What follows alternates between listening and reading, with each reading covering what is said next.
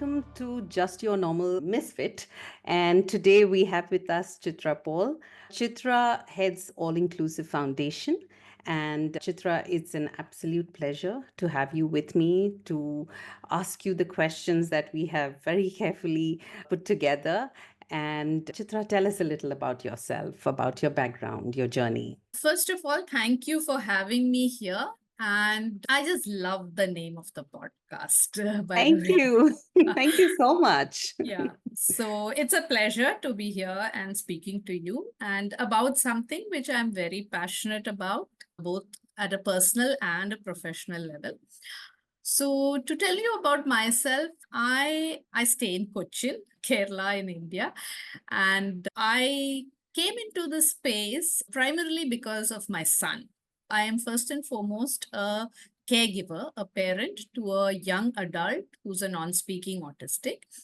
And that is the role which has taught me a lot. And it continues to teach me, and it is a very cherished role.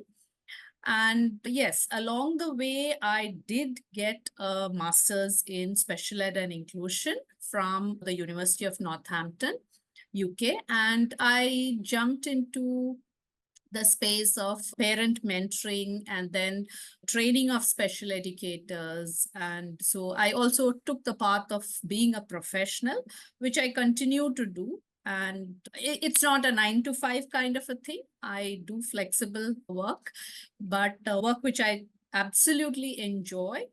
And I also helped found an organization in 2020 in the middle of the pandemic. And yeah, so I guess that's a little bit about myself. And we are a family of three. My husband is as an IT professional, and yeah, we have one son. Yeah, that's it. I find it very interesting that most of our journeys start out similarly, right? You're thrown into being a parent, and suddenly you realized how not ready you are for the challenges parenting talks about, and then you add neurodivergence into the whole piece, and there you're going into ways that you wouldn't Yes. have imagined. Yeah. You were a microbiologist. I saw that on your LinkedIn, and I was very interested in knowing that how does it feel to have put microbiology, which is a very serious study at some level, and you were doing well aside, to becoming a caregiver, to becoming a spokesman for inclusion. Have you given it aside, by the way? I'm Yeah, I have. I have. It's quite a long time back when I was a microbiologist. I was working as a microbiologist. I was trained as a microbiologist. But something I've realized along the way is that there are a lot of commonalities between being a microbiologist and being a caregiver, especially to a child with a disability. In my case, a neurodivergence, because both involve very critical thinking and analyzing problems. Okay. And I think that is probably the reason why the jump was a little bit easier, because I was always somebody who would critically analyze problems and great at problem solving.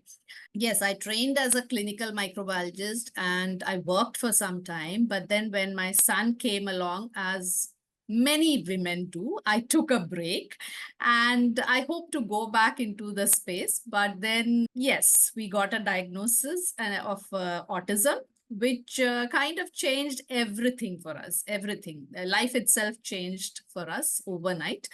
And that's how I never went back into microbiology, but I realized that this is the space. And over time, I've also understood that the space I'm presently working in is something that gives me a lot of enjoyment. Like it keeps me running. Yeah, I'm quite passionate about it, and it really it is something that I really enjoyed doing, even way more so than microbiology. That is the truth of it. But yeah, that is how the jump happened because of my son and the diagnosis. Otherwise, maybe now I would have been just a microbiologist. Now you're wearing very many hats. Uh, Yes. A Absolutely. question before we continue. Are you comfortable talking about the shift that happened right at the beginning? What it felt like to get a diagnosis, how early it was? Would you like to tell our parents who are also in a similar situation what it felt to be in that? Yeah, definitely. I like we've always been very open about our son's diagnosis, and I'm saying purposefully saying we because both my husband and me, it was a decision we reached together, and I have shared it on multiple platforms, and I still do, and I share it with the permission from my son also, because it is his life that I am actually sharing a little bit about. So yes, I am perfectly comfortable sharing about it. So, just how old was your child when you got the diagnosis, and were you expecting something? What led to it? Can you give us a little about it? So my son was diagnosed as having classical autism at the age of 3 years and 3 months. But it was not a surprise to us. So I'll give you a little background on why it was not a surprise. So he had a very critical delayed milestone, which was he never spoke. So speech was delayed, and by 2 we did have those worries like he's not speaking, and by 2 children are supposed to be speaking quite a lot. He was not. We were worried, and we did approach pediatricians, and we were told nothing to worry, probably because my son is on the other end of the spectrum in terms of he's a very hypoactive kid. Like he used to be, now he's not, but like you place him somewhere, he'll sit there very happily, no running around, nothing. And a child who wouldn't trouble you at all unless he's Yes, hungry or mother's dream. yeah, he was a dream kid in that sense. But yes, when he was hungry or when he needed to use the washroom, there was no communication happening, and that would lead to a lot of meltdowns and other issues. But otherwise, generally, he was very easy to parent in that sense. And he was our first child, so we were also novices in many things, which we realize now in retrospect. So the pediatricians also said like nothing to worry, and my husband was a late talker. So that was also something which they threw in, that he spoke late. So it's perfectly fine. And at every pediatrician visit, he would comfortably go into the pediatrician's lap. And there was nothing like staying away from social interaction, kind of. But there were new nuances which everybody failed to recognize, which we understood later. And so we, of course, the internet was there, and we did our research, and we I would say we were a little bit in denial, because when we looked up, I remember seeing two things. There was autism, and there was something called as late talkers. So we consciously chose to deviate towards late talking. Like it is something part of denial. Like we were in denial in many ways, I guess. And but then by 2.5 to 3, we had our own concerns and our own kind of we had started to recognize that this could be autism. So in many ways, when we got the diagnosis, it was a relief, because it was almost like, okay, now we know what we are facing and what we are up against. Now let's figure out how to move ahead. So that became, so it did come as a surprise. And I think that whole 1 year period also helped us to jump into what needs to be done immediately after the diagnosis. Instead of, there was no crying, or the denial phase was over for us, kind of. So I feel it was easier for us to jump in. And yeah, we didn't both of us didn't cry or nothing like that. So from day one, there was acceptance in terms of he still continues to be our child. Yes, autism is there, but the interactions were the same as it was before. And Yeah, so that is the background. So we didn't go through what many parents typically go through, a lot of a phase where they are angry, where they are sad and in denial, and all sorts of the stages of grief, as you call. But I guess we did it before the diagnosis in many ways. So I come back to your statement, about the name, right? When I picked a name for the podcast, like where we say just your normal, the idea of a normal child is what every parent is expecting. And there is a very clear image of what a normal child should be that has been fed into us. And I'm not sure how, but when you're a parent and you're expecting, you are not amply prepared for what a child should look like beyond that specific box or image. It could be Yes. female, male, it could be a certain, but you have this images Yeah. of the child. And I think when something off the normal hits you, while when you speak about the actual definition of normal, there isn't one. Yeah, I think that's where the grief piece and the denial or the heartbreak comes in, because you are Yeah. expecting something different. Do you feel that as pediatricians, as caregivers, or the people that you interact with, if there is a slightly more open or realistic notion of what a child could be, it would be easier for a parent to be prepared? Definitely, it would be. I firmly believe that we need to stretch what we call as the normal, the space what we call as normal. And I'm sure, like, if we do that, it wouldn't be so difficult for a parent to accept when they are faced with a situation where their child gets a label or a diagnosis, because it would be exactly like what we call normalizing of disability or differences. And yeah, that would definitely help.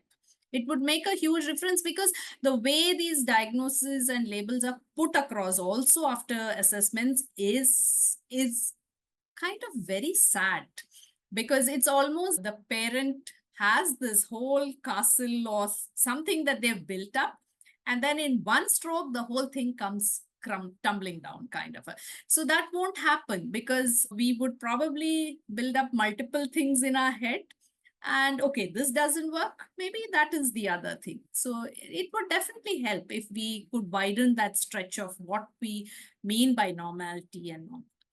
Definitely. Also, I was reading that when we look at a child, we always start at the point of can do, that it is possible, rather than diminish what is possible from them or by them. It might help us also, but when you often get a diagnosis, you're always being told about what are the things they cannot possibly do. And immediately the lens is on focus of what all you're going to miss out in life or how challenging things are going to be. So yeah, when the realism is being thrown at us, it could have, I think it is easier when the lenses are a little softer and a little more balanced. Yeah, I love Yeah. what you say in terms of the normalization of disability, or Normalizing of disability. That's normalizing exactly, of yeah, disability. normalizing of Yes, disability. yes. Yeah. Is that how the foundation of All Inclusive Foundation came about? Yes, the foundation does have its basis on that.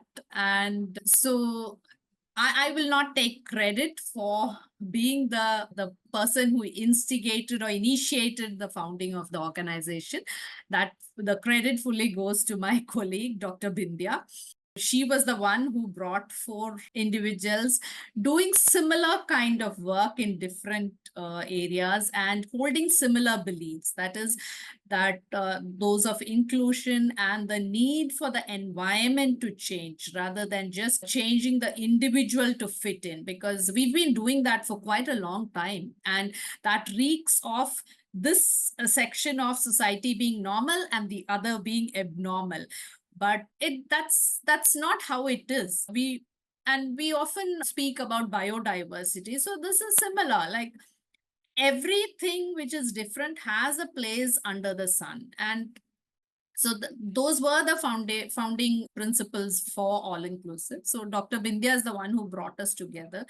And all of us held similar beliefs in terms of what we would like to do. And I specifically said do because it's a lot of inclusion is actually just spouting words and thoughts. But when you get down into action, people speaking themselves don't practice.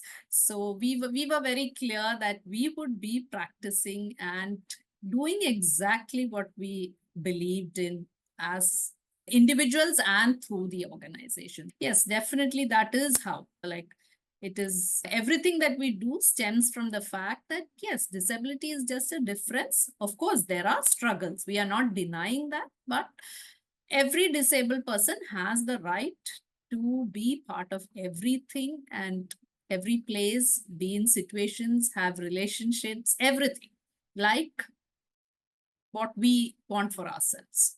So, yeah. That's, I think, the basis of all our conversations also. So that's why it really matters that we talk about these things a lot more, so that as much as we can normalize these issues. It's not to pretend that these challenges don't exist, but the challenges just vary from person to person. It's Yeah. this idea that one person has a challenge while the other doesn't. But if you look at a classroom, somebody is always struggling with something. Yes, If you look at any absolutely. relationship, somebody is always breaking up or somebody is Yeah. always crying about something. Yes. Yeah. So we are all struggling, Yeah. just the levels are slightly different, and I believe that's because the world is not designed for the kind of struggle that we are in. Yes, um, absolutely. yeah, rather than, because our problems are bigger. Yeah. So if I'm just trying to connect what you spoke about with your child at 3 and as a parent and being told that your child is a non-verbal autistic, what would you do differently now that these many years have passed, now that you have spent so much time, as you said, in research? What would you have done differently if you were on the other side, telling yourself, that this is where we are? Okay, one thing I would have definitely done, and I tell parents also, is start off on an alternate mode of communication as early as possible, because that makes a huge difference. Like I'm speaking specifically in the context of non-speaking autistics, because that is my day-to-day experience with my son. So yes, I would have definitely said start off an alternate mode of communication as early. We waited because we didn't know any better, and we were not advised any better. And we started it, I think. Actually, I wouldn't say we started it. My son took the initiative to start it, and we just realized that we need to support him. And that was by age 7 or something. But maybe we could have started it by 2 or by 3, like as soon as he got his diagnosis, because he was not speaking then. And if he had a mode to communicate, life would have been way more easier for him, and especially for us also, because we often don't realize how much of a difference that makes for us. So yes, that is one thing that I would definitely say. I would have started off on an alternate mode of communication way back, because otherwise, generally talking to others about his disability, taking him into open spaces everywhere, all that we've done it. So I don't need to go back and think about it. But this, yes, I would have, and I still continue to advise parents, like, start off with alternate mode of communication. Don't wait for speech to happen, because speech may come, speech may not come. But having a mode of communication makes a huge amount of difference for everyone. Questions that I immediately come to my mind. Could you tell our speakers, we've never discussed autism so far. What does that mean for a parent? What does that mean for a child? What does the spectrum look like? And yeah, and from there we shall go further into non-speaking. Okay, so autism, like I'm not going to use very technical terms, because Please. I'm Yeah, not a as a huge parent. fan of the Yeah. technical terms. So for me, autism, I believe, is a difference, and it is a developmental delay. That is the crux of the matter. It is a delay and a difference. And research actually shows that there are structural differences in the brain of autistic individuals. When we go in for therapy or quote unquote cure, which many people do go into, which I do not support, by the way, we forget that how can you cure differences in the structure of the brain? You can't. So might as well accept it and support the person to live a more full life in whatever way we can. So autism is a developmental delay. It is a neurodevelopmental delay, and it is a difference. And the difference, by difference, I mean there are differences in modes of communication, the way they communicate, and specifically in the social communication and interaction. So there are huge differences. They do not, or they, for them, it is not something which comes easily to communicate the way we do. So there is a huge difference there. And the third very critical thing that differentiates autistic people is the restricted kind of behaviors, what we call commonly as stimming, and certain behaviors. That is again quote unquote, because I don't like calling it a behavior. It is a mechanism they have found calm themselves and regulate themselves in a world which is not fitted for them. And yes, there are also huge sensorial differences that they have, like the way they perceive using all the senses is very different from how we do. And the way the brain processes that is also very different. So these for me are the critical differences that you see in an autistic person. And yes, there is a spectrum, and it's not a linear spectrum. It's not. So there are often terms like high functioning and low functioning, which I do not like. But better terms are high support needs and low support needs. But that again is not the right way to put it, because when we think of low support needs, we assume that they do not have very many struggles, but that's not the thing. They do have low support needs in terms of independence, like daily living skills and stuff like that, but they have other struggles. So it is more like the autistic profile is a very spiky profile. Like you have some strengths and you have huge struggles as well. So depending on where you are on this circular kind of a spectrum, some of them can function and live independently, some of them cannot. So there are individuals who need support for daily living things, for managing themselves, to regulate themselves. They have huge self-injurious behaviors, and some of them can be injurious to others also. And some of them have huge comorbid conditions like issues with their gut and other mental health situations. So it is a spectrum, but it's not a linear spectrum. You may have individuals who are low support needs, but have huge struggles in terms of mental health issues, or may have struggles with their gut. They may have gut issues. And you may have individuals who have high support needs, who need help for everything, but they may not have mental health issues. They may not have gut issues. So it's very difficult to kind of put it across a linear spectrum. It's more of like, it's a spiky kind of thing. Yes, you have people who can live independently, and you have people who cannot live independent. So it's not very easy to describe that spectrum.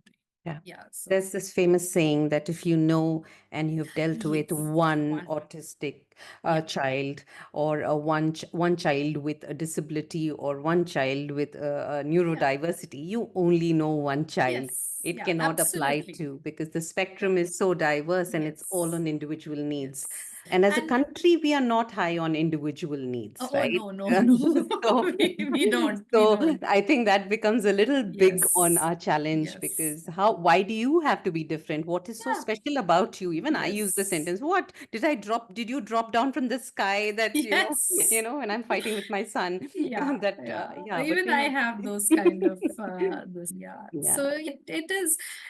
It's something else I would that came to my mind now is that though we talk so much about the spectrum of autism and neurodivergence and all that, we sometimes forget that even among the neurotypical community, there is diversity. It's not like somebody, even my own sibling may be very different from me, right? So those differences we are fine with. We don't make a issue. But when it comes to something like this, we have our own biases and we, yeah. I beg to differ because, in largely, we have a problem with differences. We have a Ah, yeah. problem with inconvenience, right? Yes, And we yes. have a problem with how we are perceived. Yeah. So, as a community, if any of your needs are perceived inconvenient, then there is a problem, Yeah, right? that is a better way to put it.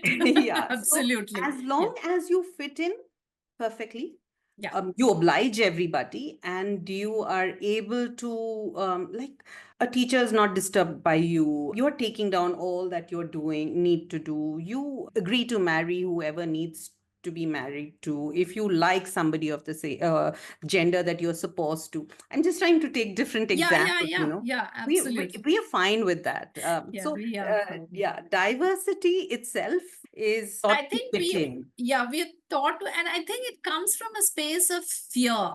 There's a lot of fear of the unknown because that's not something we know much about. So we are skeptical, like, how will that go down? So Yeah, we'd rather have everybody like kind of rolled out of a single factory. correct.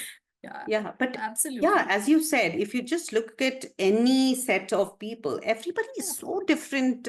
You will have somebody who is just uncomfortable with a certain kind of wool, and then Yeah. it will become a point of making fun of them, right? Yes, Oh, yes, you yes. sensitive Yeah, creature. yeah. Oh, you delicate darling. But Yes. and it's that is that, right? Yeah, But yeah. we never consider that these little nuances are what make us us, and when these little nuances become a little bigger, then that's what we quickly Yeah. club them as, oh, problem, problem, Yeah, problem, they're right? different. They are Yeah, that group. that group, Yeah. yes. Yeah. Yeah. You specifically said that other modes of communication. What were you referring to? So it could be anything. We there is a term called AAC. I don't know if people listening have heard of it. So it is alternate and augmentative modes of communication. And this group includes all modes of communication other than speech. Okay, so speech is the primary mode that we all use. But what we fail to realize is that even when those of us who use speech as the primary mode, we actually communicate through non-verbal communication much more. We don't realize it, but we do. And this could include gestures, sign language, this could include your body language, this could include devices, this could include writing, this could include texting, or this could include typing on the computer or writing, Anything primarily. but Yeah, speech. anything but speech. That is the thing. If somebody communicates through drawing images, that's also an alternate mode of communication. So anything other than speech, that is So, what. what form of communication have you trained or has your son trained in? He primarily uses what we call as text to speech, and it is like he started off writing with hand support, but we realized that writing is a very complex skill, and he just couldn't get it. And I'm a parent of a child with dysgraphia, so yes, I am okay, well aware. absolutely. I know you will understand it. So my son he's never been diagnosed, but he is dyspraxic and he has apraxia of speech, which are very evident. So when he started writing with support also, his writing was like one alphabet per page, which is not viable in the long run. And he would write very faintly or very hard, like the paper would tear kind of. So immediately we recognized this is not going to work in the long run, and we transitioned him onto the keyboard.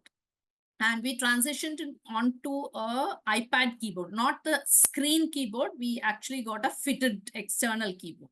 So that is what he uses even now. And yeah, of course, over the years, he's learned to use on-screen keyboards. He does write a little, like he can write his name. And basically, it is the keyboard technology, laptop, or an on-screen keyboard. These are the things he uses. And to voice it out, he uses text to speech or a AAC app. So there are multiple apps he uses. He has used Avaz, he has used Cough Drop. He presently uses Proloquo for text also.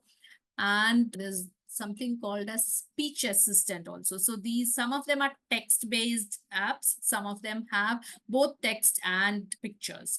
So he uses anything as long as there's a keyboard, he will type. And yeah, either it's voiced out as a text to speech or I read it out. So he prefers text to speech, by the way. He doesn't like somebody else reading it. Talk about how that impacted you, right? The whole process, mapping in terms of now you have to figure technology in a certain way. It was more natural for him. You have to scour the world for the correct technology. I imagine then there comes our privilege that aspects into the whole piece, access to technology, and then fitting into a society where even today most schools will not allow a laptop, and if you do, then of course it has to be, the fees is Higher. unimaginable, Yeah, really unimaginable. high Yeah. to the average middle class person. Yeah, yeah, yeah. Yeah. Yes, initially I was lost because for me like I still remember when he first started writing and we realized this is not going to work. Of course, that was the time when people were talking about how much of a difference the iPad is making for people with autism. So we were kind of thinking we had already invested in an iPad, but I didn't know, like, how do you do this? And I didn't know anything about AAC apps. And I remember scouting Bangalore for a speech language pathologist who could help me get him trained on an AAC. And there was one person, but that person was very far away. And it was not viable for me to take my son and go all the way. And so I did my homework. Like I would go on to the site of Avaz. Avaz was the only app at that point. And I don't know, I made a lot of mistakes, but luckily I would say my husband was also like, he is somebody who's technical. So that did help, but most of the scouting I did. And I know for a fact that I have bought apps which I have realized, oh, this is not useful, and I have wasted money. There have been a lot of apps like that also. But the research and everything, I would just go and search and search and search. And okay, this may be useful. And I would download it, give it a try. And if I see he's able to do it, or if he is comfortable with it, yes, we would progress. It was a lot of trial and error, honestly. And it was a lot of, because there was nobody to guide, nobody to guide. At that point, there was this Prayas program which was being run, but I don't know, somehow I couldn't get, I don't know, maybe it was my mistake, but we didn't get into that program and all that. But I had attended some workshops that they had, and I still remember Kavita Sharma ma'am, who was heading it, and she had given a list of apps. And I remember going through and searching about each of the apps, and then trying them out, and then through them discovering other apps. So I used to have these notifications in my email and other places for any new apps that would come up. So I was a regular on the iTunes store and all that, just checking for new apps. And when he's doing something, I still remember at one point I was searching for a bigger keyboard, because for him it was on-screen keyboard, because for him he would accidentally press the adjacent key. And did a lot of research, downloaded I don't know how many keyboard apps, but finally figured out one which worked for him, and I stuck to it. And then gradually also phased him into doing it on smaller keyboards and stuff like that. Lot of trial and error, lot of mistakes, But then I figured out along the way. And yeah, gradually I also came to a stage where I still do. I still share a list of apps that we have used extensively and with other parents. I do share that. Though now I don't actually do so much of research because he's figured out what he needs, and so I don't. But yeah, occasionally I do search, and now there is Android also. At that time, the Android Play Store was bad. There weren't any apps on that. It was only iTunes and the Apple Store, which was so yeah. Which year are we speaking about? This is around 2012, 13. So Okay. almost 13 years back Yeah. when, yeah. And then couple of suggestions. So he was like, we were suggested that he could take in the iPad into the school by a special educator, somebody called Anita Bhaskaran, who used to head the special school in Vaidehi in Bangalore. And she suggested OneNote. OneNote had just come out, I think, like it was pretty new at that point, and it is a classroom software. And ever since that time, we have always used OneNote. And hats off to, I have to say that a lot of the inclusion that was worked for my son, there is a big role that Microsoft OneNote has played, because he literally took the iPad into the classroom and he would work on OneNote. So OneNote is transparent. So the notebooks are there for each subject. And not that he did big work, but there was work and it was differentiated into different notebooks. Like children carrying physical notebooks, he had online notebooks for different subjects. And it was very easy to manage also, because we just had to give access to others and whoever required it, and it was, yeah, we could use it. So that was one big thing that we used. And yes, the AAC apps, and there were also apps which I had downloaded for vocabulary and stuff like that, which were in a play mode. They were games, vocabulary games, and he used to enjoy just doing them on his own. So yeah, the technology has helped hugely for him, and it still continues to. So he's always done all his work, including math, on the laptop. And OneNote, primarily using OneNote, because OneNote has a whole symbol library, which is specific for math. And he's used that always too. So did I deviate from your question? I don't know. I think sometimes I can. Yeah. No. What I found again very interesting, again, you keep my brain deviates from where Okay. the strands that come from you, is how you talk about the trial and error, right? But even though you need to start doing the trial and error, it helps so much with having a community that knows Yes. exactly what you could Yes. try and what is available to you. So as a parent, let me just stop there. As a parent, how important it is to keep a community of people, again, from so many different spaces, who you never know are going to know the right recipe. Because god forbid your child has a gut issue and is allergic to gluten, then what do? You need that friend who knows how to bake the specific thing. If it's technology, then guide you towards that. So just that ability to build that community of people who you can reach out to, and then start your trials and errors on what works for your kid, right? How did you do that? Couldn't have been easy.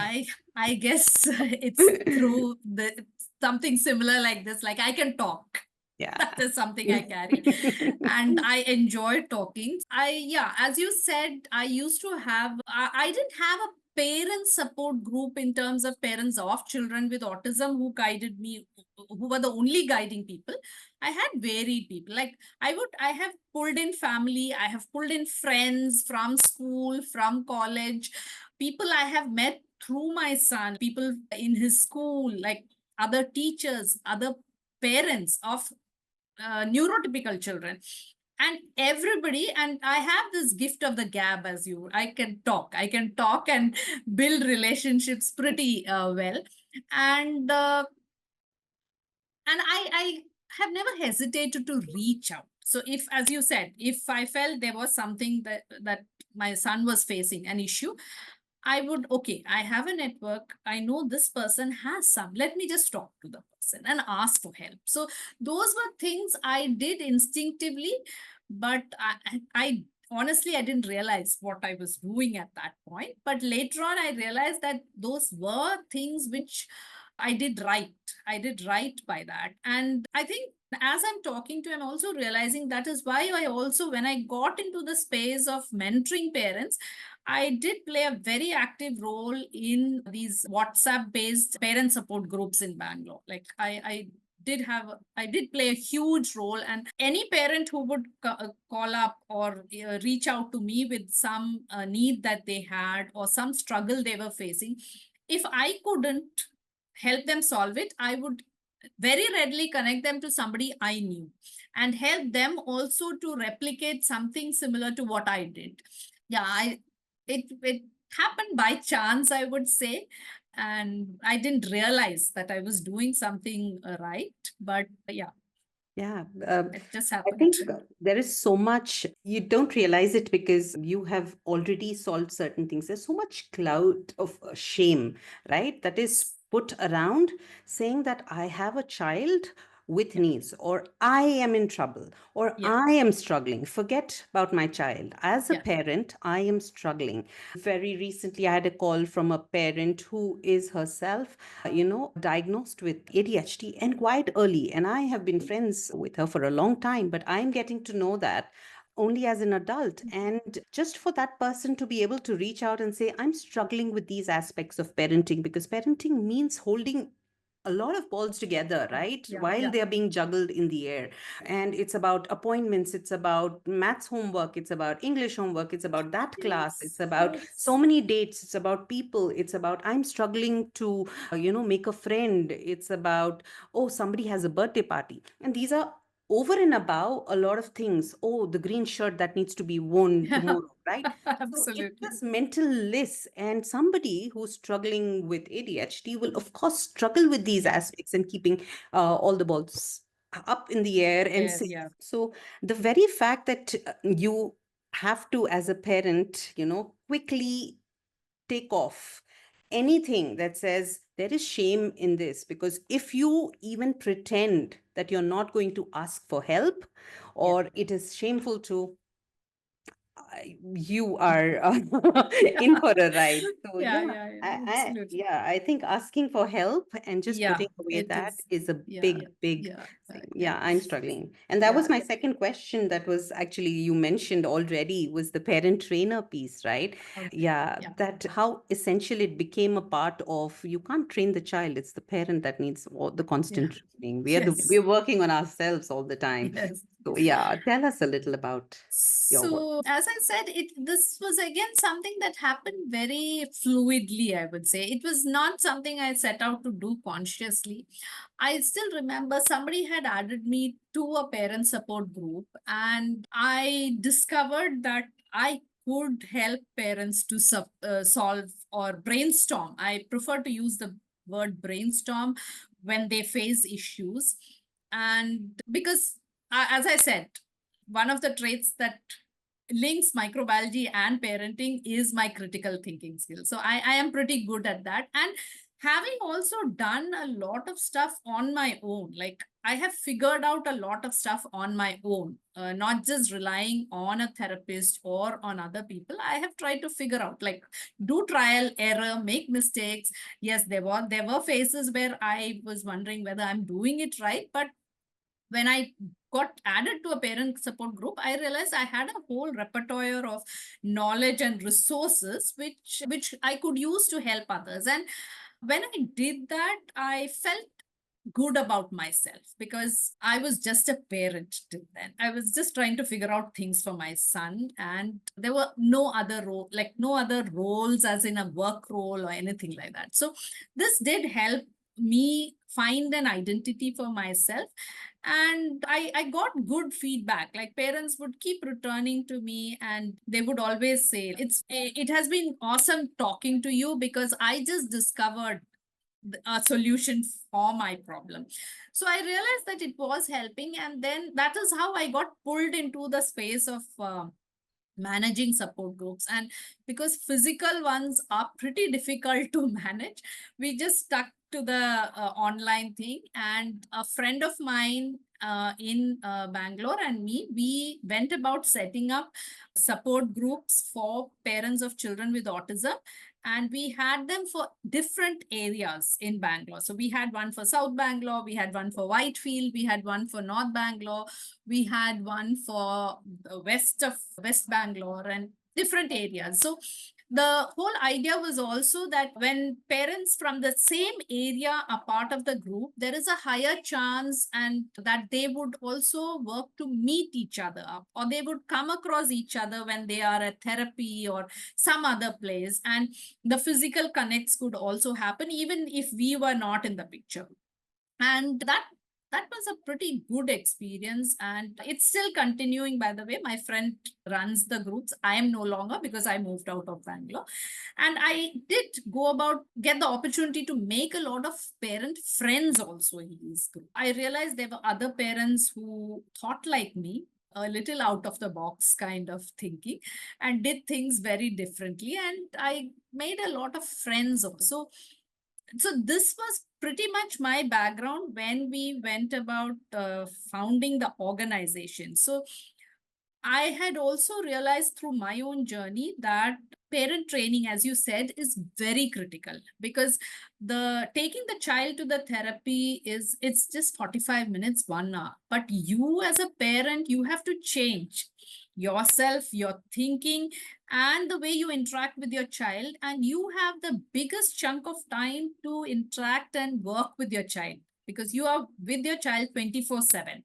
And therapists and professionals may come and go, but you are the only constant factor. So if you are not trained, it becomes very difficult in the long run. So that is where the whole idea of having a parent training program also came up as part of our organization. And I was, so we do parent trainings across the lifespan thing for different things.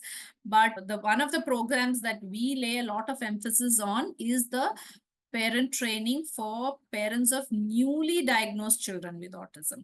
Because at that point, I remember I got a lot of support.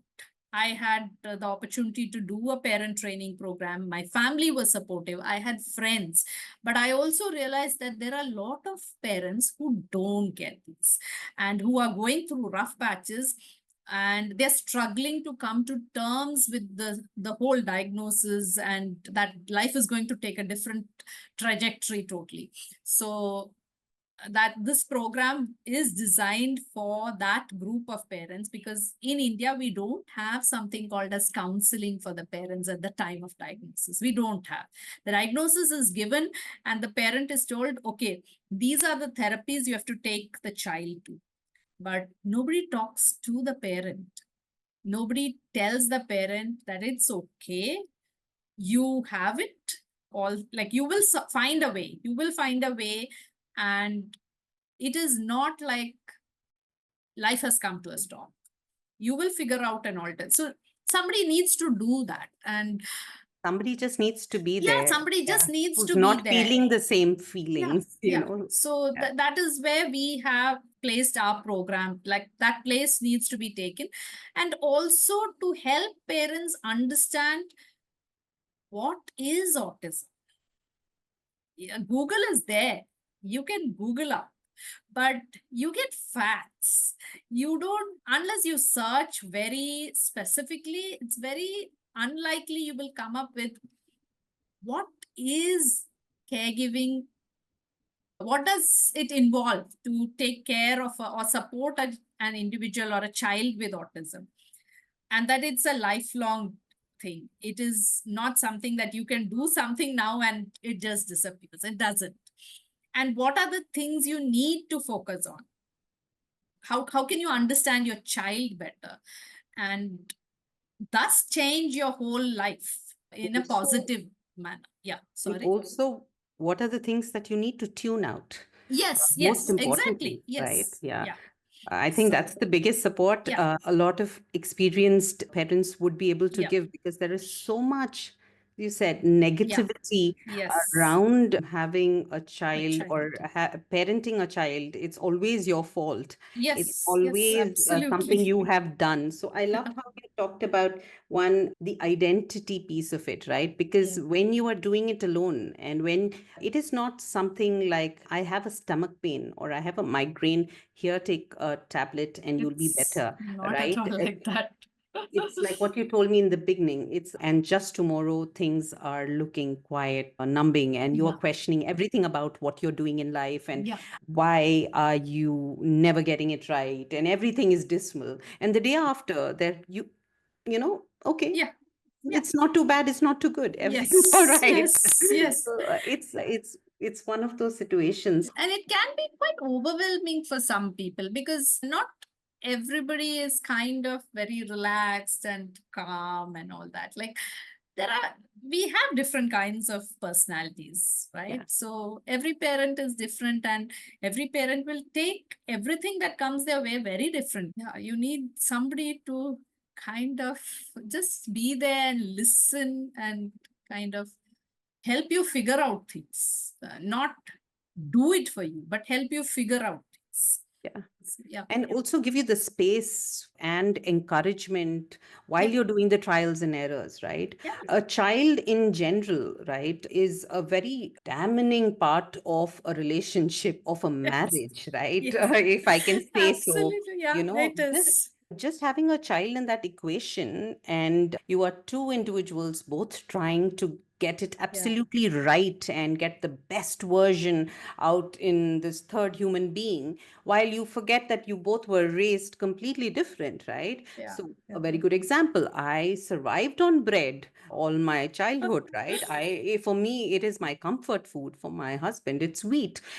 So whether rice is good or bread is good or wheat could, roti has to be had, could be a big point of contention Yes, in, it could. and it And it could bring about world war. yes, Those- and when you take it into the space of raising a child, it becomes just huge, the end of humongous. the world, Yes, end of the world, kind of. and So it yeah. sounds so silly in retrospect, or when you're looking at it from the outside or objectively, but at that point of time there are two human beings trying to get it all right, with a third human being who has their own sets of problems and Yeah. understandings and expectations and wants and desires.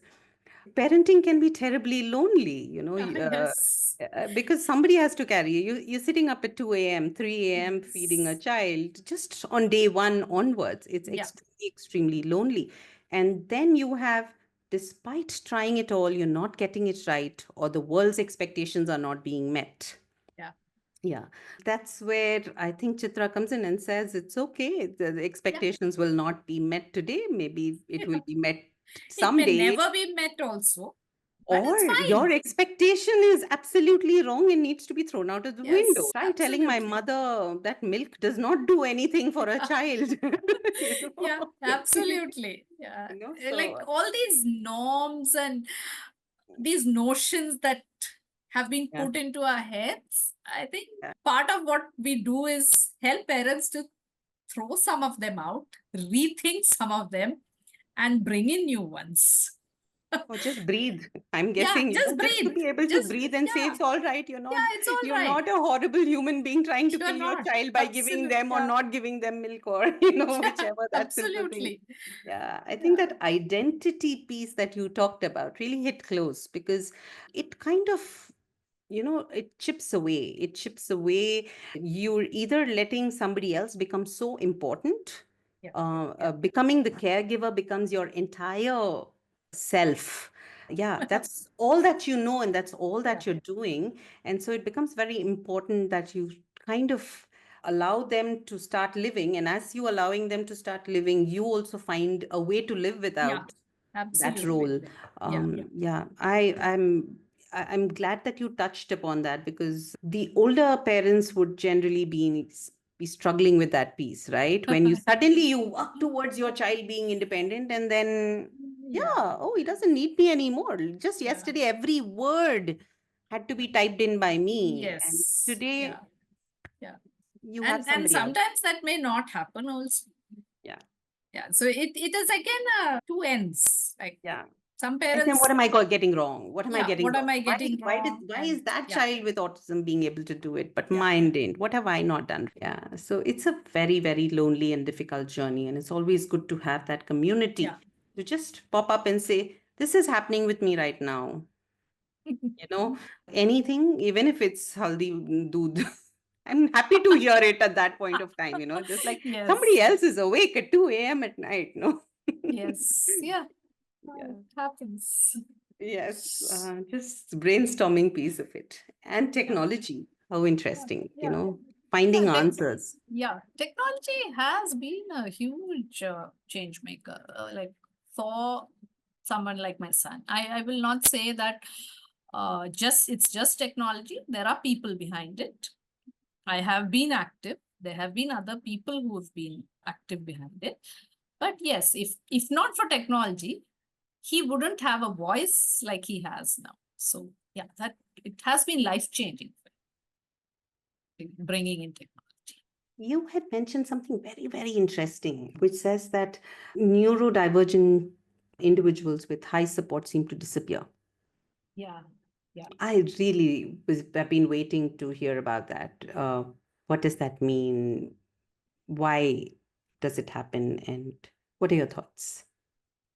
Um, so what often happens is high support needs generally ends up becoming the responsibility of only the family.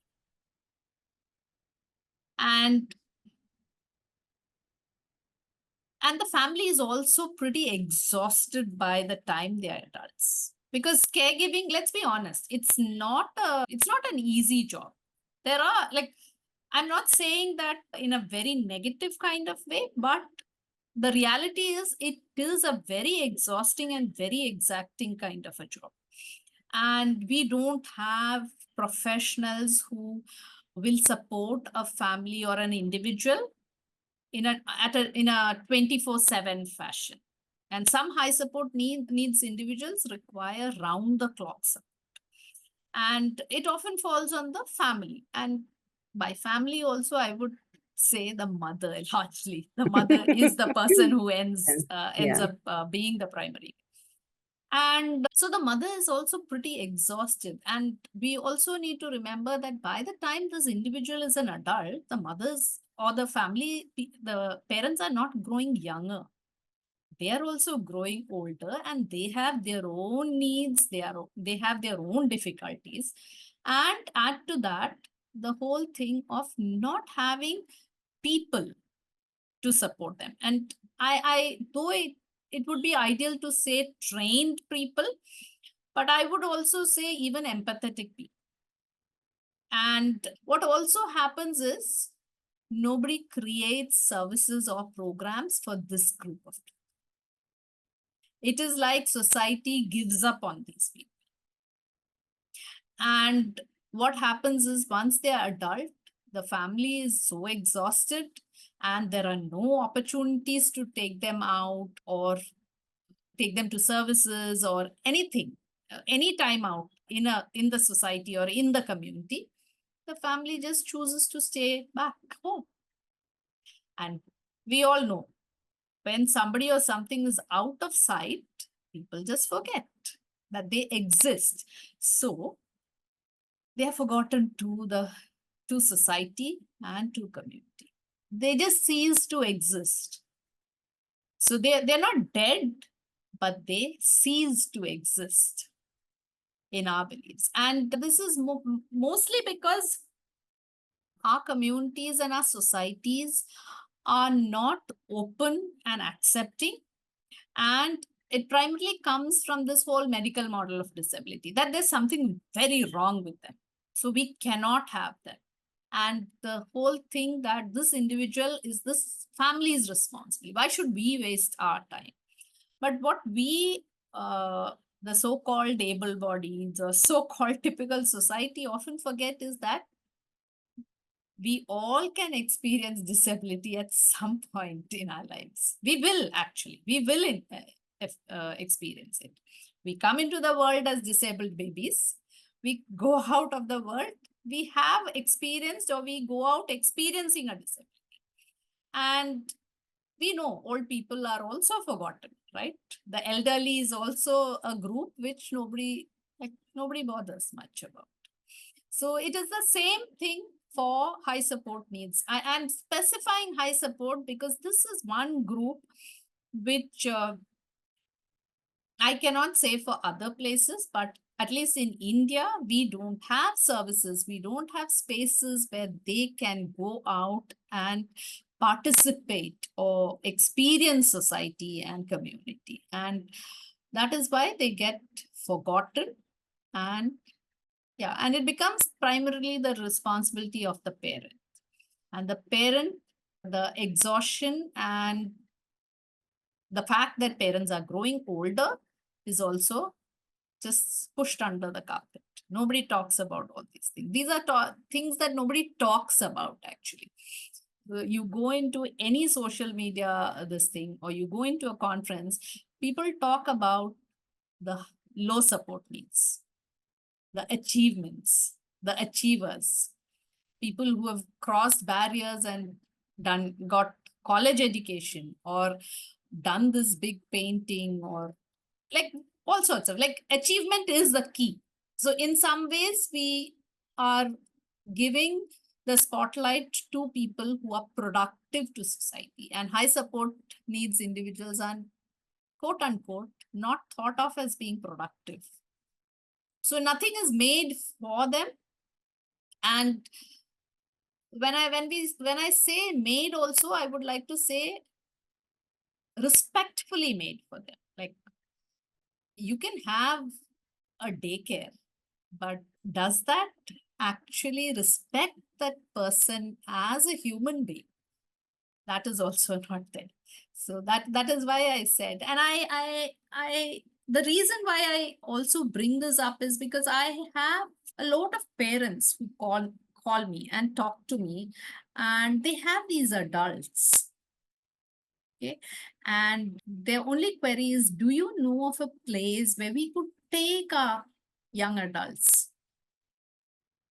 Because what also happens is they're no longer children. So when you go out into society and there is some kind of a difference that is very obvious, or in the case of an autistic adult, some kind of a not, it is within quotes, not normal behavior, people make an issue. It's not like with a child. A child is often forgiven, but an adult is never forgiven. And so they call me and ask, do you know of places? Because, and these adults are also, their mental health is also getting affected because there is isolation, there is absolute loneliness in their existence. So that is the reason why I bring this up, because I have a lot of parents who contact. And while we are trying to do a lot of, we're having a lot of conversations about what things need to change in a workplace, in a corporate workplace, in a school and stuff like that, this group is always forgotten because the fact is there is much more hard work involved in doing something for this. And And a bigger commitment yeah, commitment and hard and work and finance. yeah, Finance. finances nobody has, because I don't know, somewhere it doesn't often result in productive output.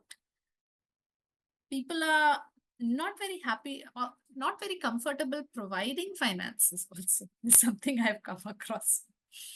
It's, so I also believe it's getting worse in a Yeah, certain aspect, right? So earlier when you say there's a baby who's crying in the flight, the kind of patience that involves, right? It's a baby. There's nothing yeah, that you can yeah, do.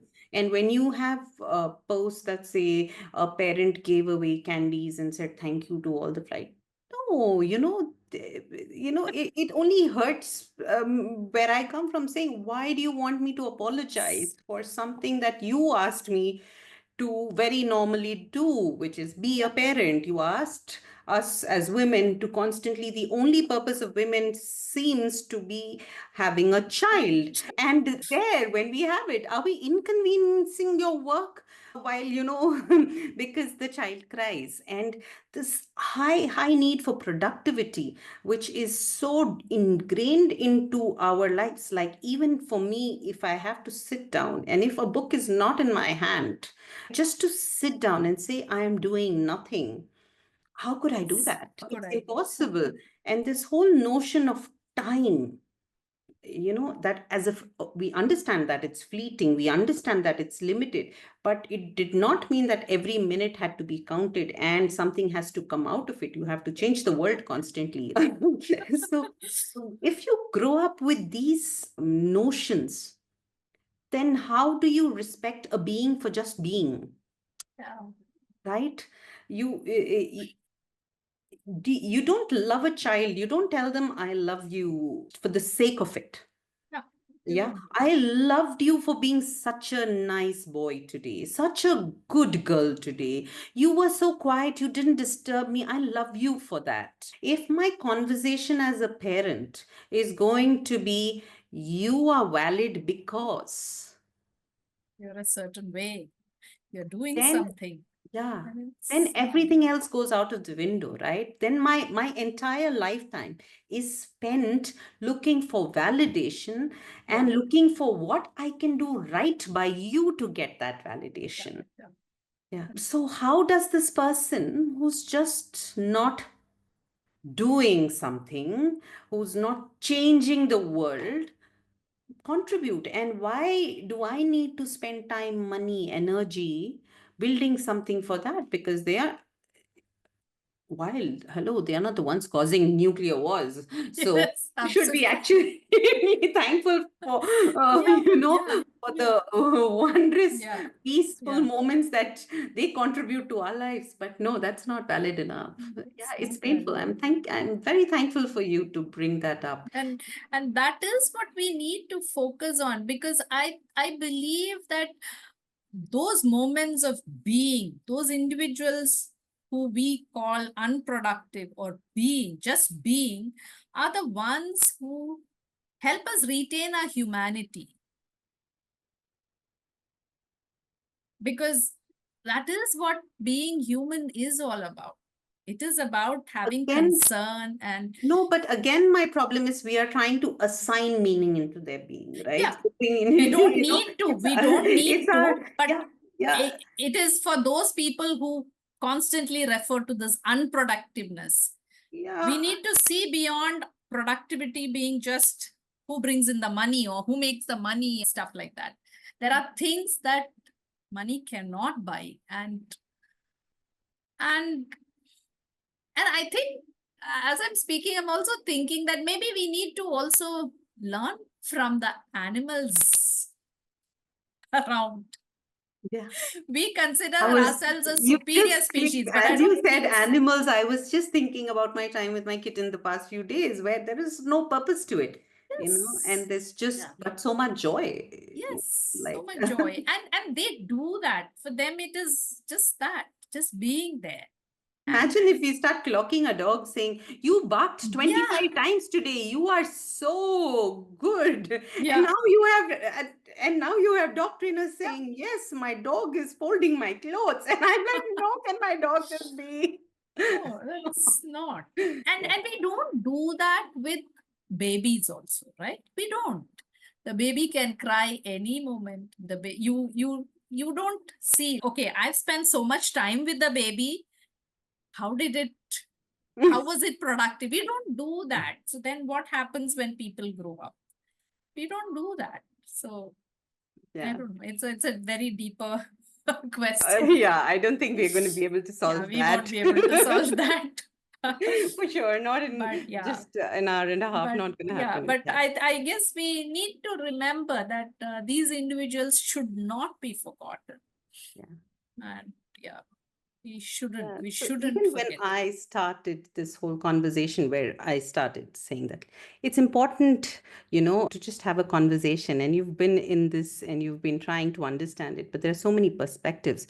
Let me be honest, my simple agenda was maybe I should understand learning disabilities better, right?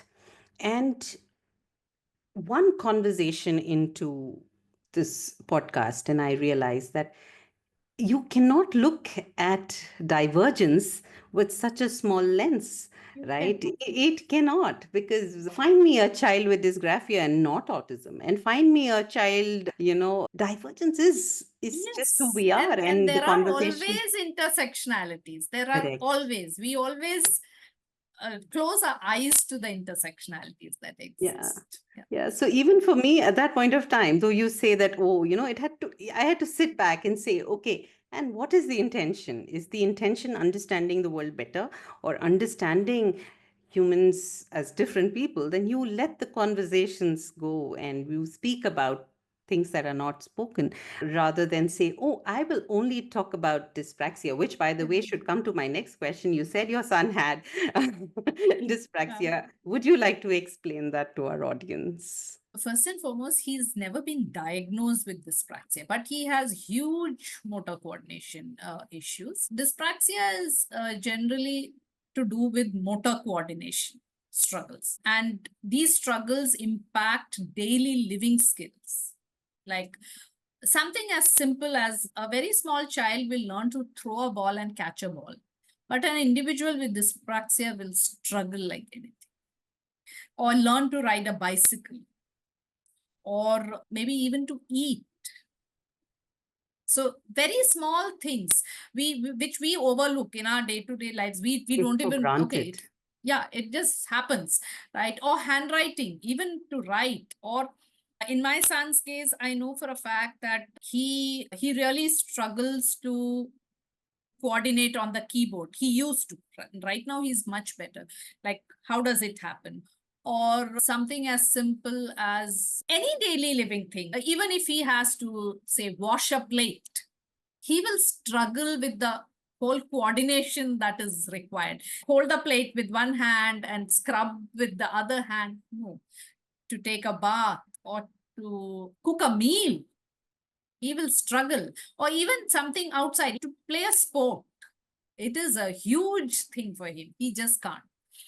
So that is what dyspraxia is in very simple terms. I don't want to go into technical. And again, in dyspraxia, you need to also be wary that some individuals may be fine with all the regular daily living skills, but they may still have dyspraxia in terms of they may struggle with finer things. Like some of them may actually not realize that there are hurdles in their path, or some of them may not be good at games or sports, but daily living they will be fine, they will be able to do. So you can often miss out, because often the concept, okay, that person, what happens when you're not good at something, you don't do it. So it's sport is out of the window, but the person may still be dyspraxic. So that is what, and dyspraxia can be quite limiting in many ways, life limiting, I would say. So yeah, that is what dyspraxia is. Yeah. You could be banging the same bed Yeah, in your yeah, bedroom, yeah.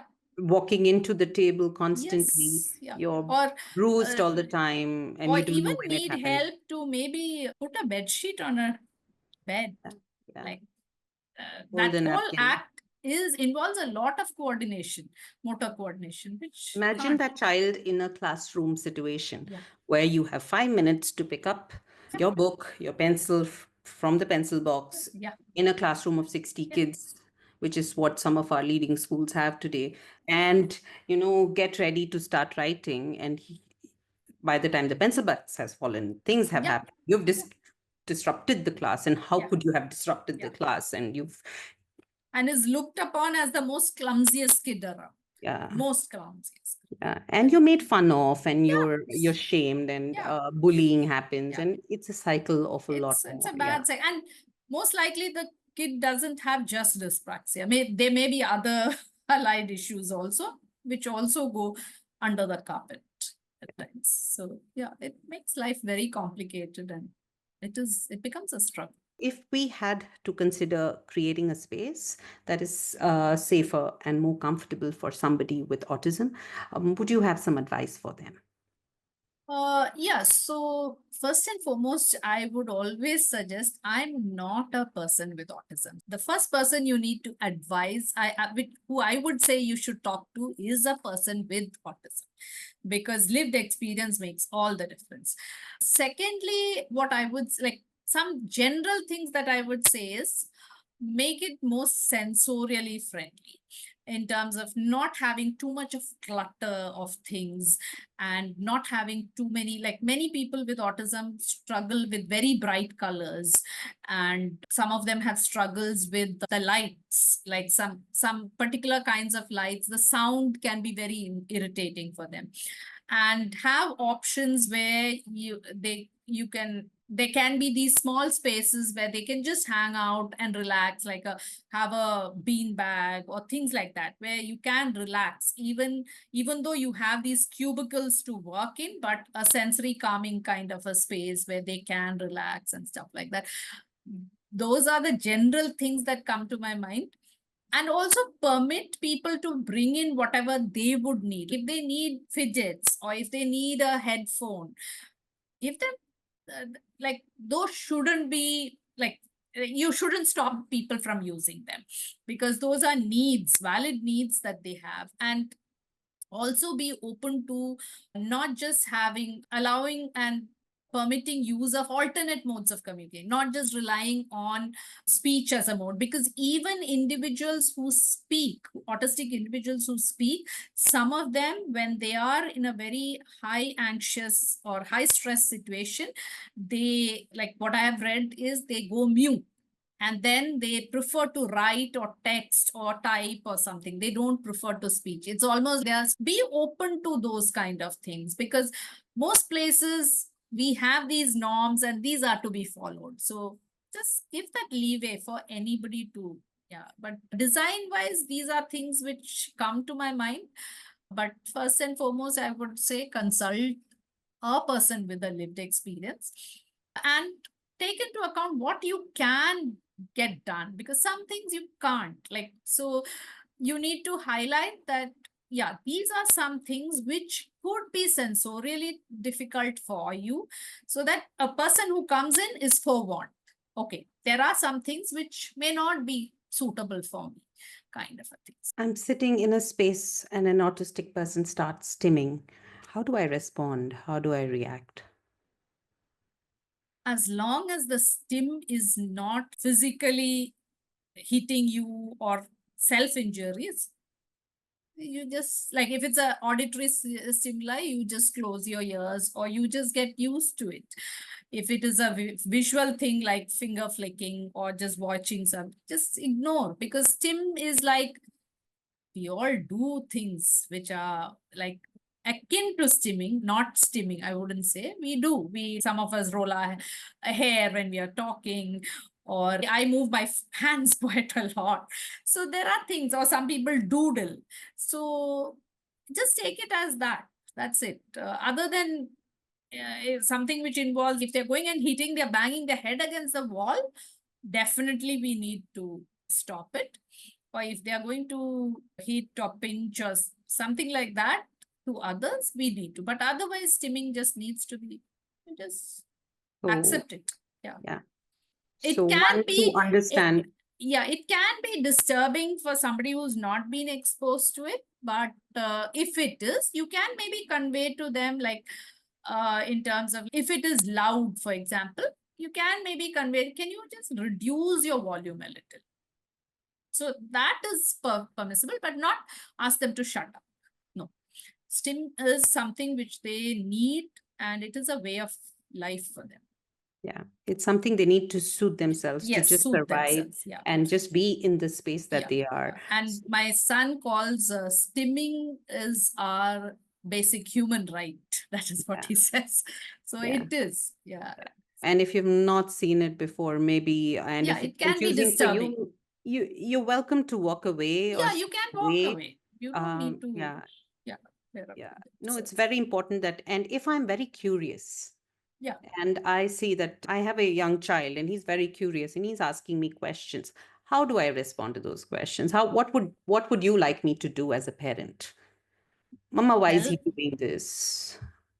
tell them the truth in a very simple way. If it's a child, you obviously don't want to go into the technicalities of what autism is. You can just say that, yeah, compare it to something he does. Maybe like he may love to do drawing, or when he's stressed, ask him what he does when he is stressed out. Maybe he loves to jump or play in water or listen to music. So just tell him that this is something like that, and this person needs to do this to stay calm. And yeah, and we are all different. I always tell parents also, focus on the differences, on the fact that these are just differences. The way you convey it is what makes all the difference. You create it into a big, oh, this is that, this, it becomes a monster in the child's head also. Okay, it's a Macro. negative difference. No, you put it as it's a difference, and everybody is different. We all do things differently. It's something like that. A And matter of tell the fact response yeah, of what matter you of fact, understand it. yeah, Yeah. yeah. And the truth. Yeah. Don't, of course, say, oh, don't look at him or move out. No, those are not things you do, because you are actually cutting the child's curiosity, and you're not allowing that whole concept of diversity and difference to grow. The idea of that itself is getting cut down. So that is what's up. Okay. I know this is a slightly emotional context, and over an hour, it gets a little draining on energy, and you can feel it in terms of the conversation. I'd like to wrap up, but before that, I have a few questions because you said talk about lived experiences, right? Yeah. As a parent, as a caregiver, and as somebody who has been working with others struggling with neurodivergence, what would you like to say to them? What are the few things that you could convey to them today? So here I would first and foremost quote my son. His message to parents always is listen, listen, and listen. He also goes on to say, listen not just with your ears, but with your whole body. So that is also my first message to parents. Listen to your child, and listen openly. Okay. Don't listen with any preconceived notions or biases, throw them out of the window. And the next thing would be to presume competence, that believe in your child and believe that your child can learn and understand. Never forget that. And yes, one of my favorite things, which I always advocate for, is communication, inclusion. So be open to all modes of communication. Even if the child is speaking, if at some point the child is trying to gesture or throwing a tantrum, remember that the child is trying to communicate something to you. So be open to all modalities of communication, not just speech.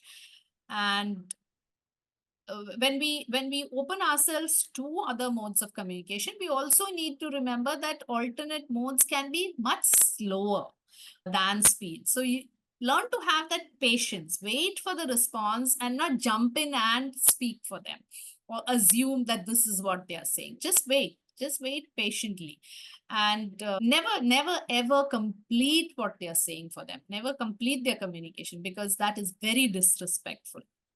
And also remember that, and this is specifically for parents of children with autism, many of us always assume that our children are enjoy speaking or communicating as much as we do. The small talk, I mean, not necessary. They may not be enjoying it. And for them, communication may be just for need or when they want to. So respect that. Those things you need to respect always. And yeah, always never forget that we need to respect whatever they convey and not try to change it to suit what we want. That is, respect their choice and their autonomy. Respect them as individuals, first and foremost, not this clay that we want to mold into certain shapes that we want or we like. So yeah, these are some, and of course, don't bother too much about society. That is something I always tell parents, don't bother, because society is, as you grow older, you realize society is nothing. It's not something you need to follow. You are part of the society and you do what you feel right by your child, because your responsibility is to your child. You advocate for your child, you support your child. Nobody else is going to come and do that for you. And for that, if you have to take up society, also do that. That's, yeah. So And for yourself, that, I forgot about that. Yes. Never, as a parent, never ever leave out self-care. Keep that time for yourself, because if you are in a good space, the person who benefits the most is your child.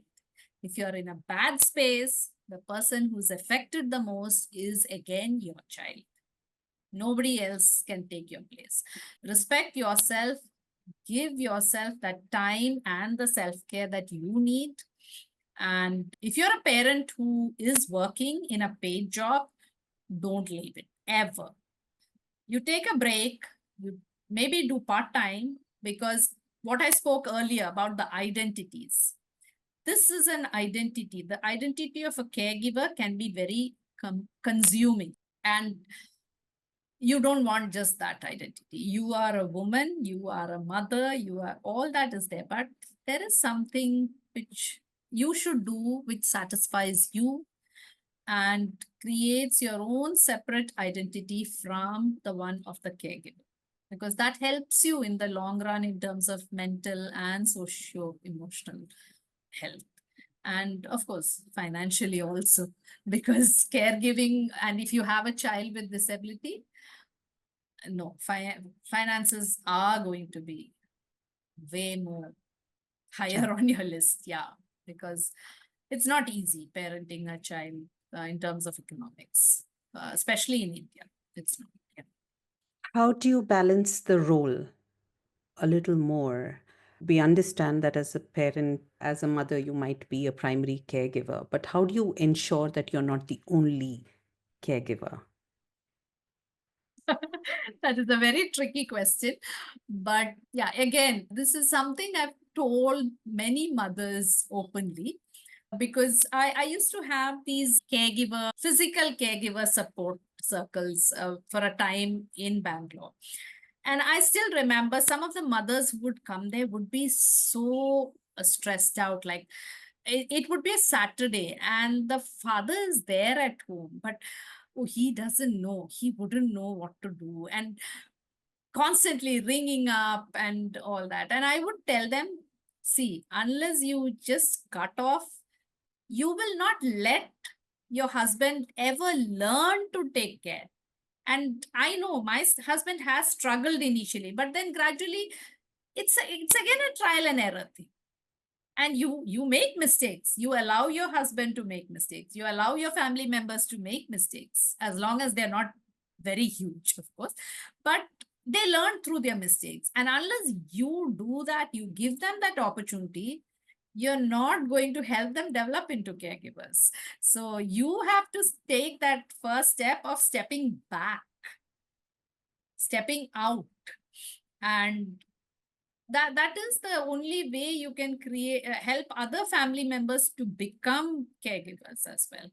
And yeah, of course, you can look out for other people around who are willing to maybe babysit your child for some time, or work with your child to help them learn, do some academic work, something. And if somebody is offering, jump at it. Somebody is offering, jump at it, and take that opportunity, even if it's for 15 minutes. Or five? Yeah. Five. Five. Take those things away from me. Yes, it is perfect. And as a child, it's easier to get started than as an adult. When the child becomes an adult, it's more difficult to find people. And if you get into the practice of having other people take care of the child who needs it as a child, it's easier because they also grow in their roles. And you also realize that it's okay to step back. You are also not stressed out when you do that.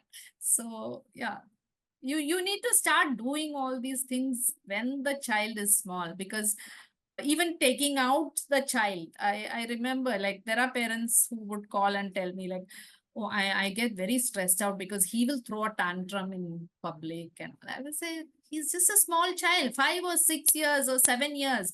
You go to a mall or any public space, you will have one child rolling on the ground and crying or screaming away. So it doesn't make so much of a difference. So do it and develop thick skin along the way.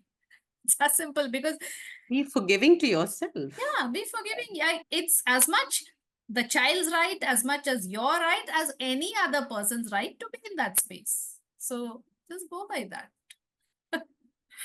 Yeah, Yeah, I that's a hope lot it of, answers. yes, a lot of valuable advice there. One last question. Definitely. Anything that you would like people to understand about neurodivergence? You must understand. That divergence is at the root a difference. Okay, never forget that. And they're not so different from us, the neurotypicals. At the root of it, at the core of it, they also want acceptance, they also want belonging. I think that is something we all share. So we are not that different, right? So just remember that. And when you want to include somebody who's neurodivergent, you just have to keep the windows of your mind a little open. That's all it is. And just be human, just respect the person, and just basic human kindness is all that is required. Nothing, you don't need to know technical stuff. You don't need to be a trained person. Just be a human being, be kind, be respectful. And that's it. They're not very big things.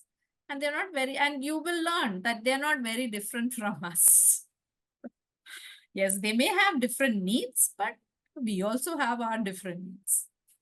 It's as simple as that.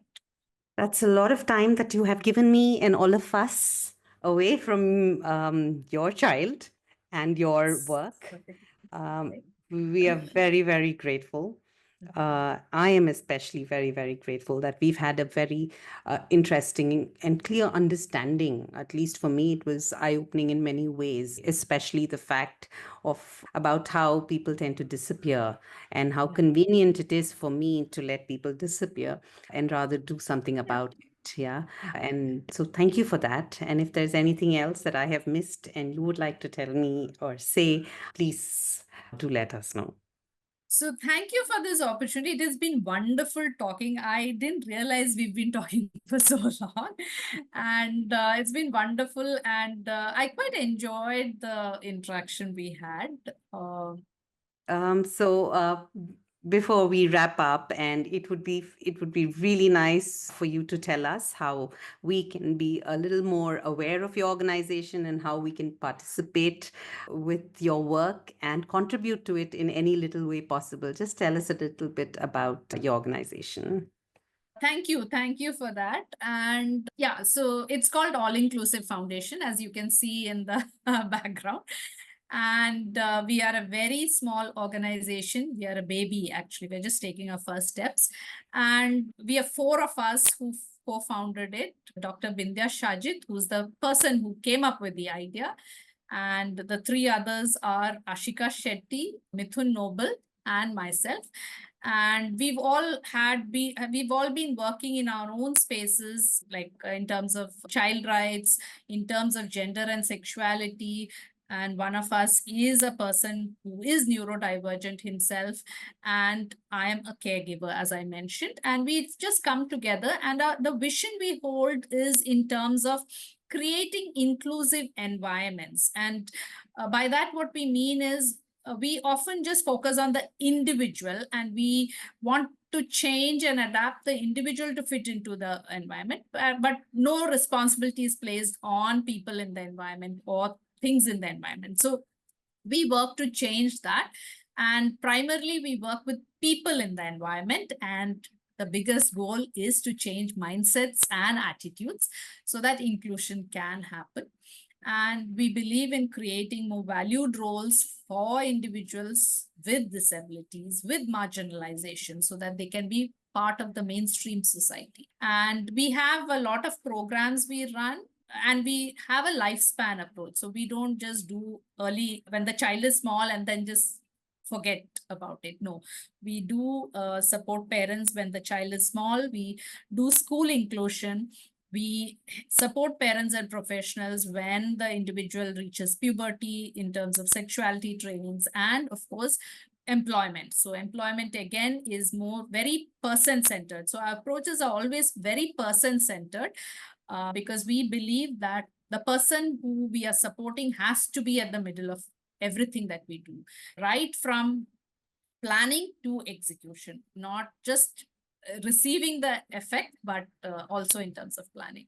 So that is about, and we welcome anybody who's open to joining us in this whole journey. And we do have events we conduct over the years. Also over the year, we have an inclusion event, and we've had speller meets. I think we are the first organization in India which has had a speller meet for the past 2 years, where non-speakers come together and just meet. And we welcome anybody who thinks like us, or even people who don't think like us but would want to volunteer in terms of time or money or effort or anything, any which way. We are always open and welcoming. And yeah, It has been an absolute pleasure speaking to you and understanding things in a new perspective completely. And I hope to continue these conversations with you in the future too. thank you, Anne, and it's been my pleasure, and totally enjoyed this whole conversation. Thank you Yeah. so much.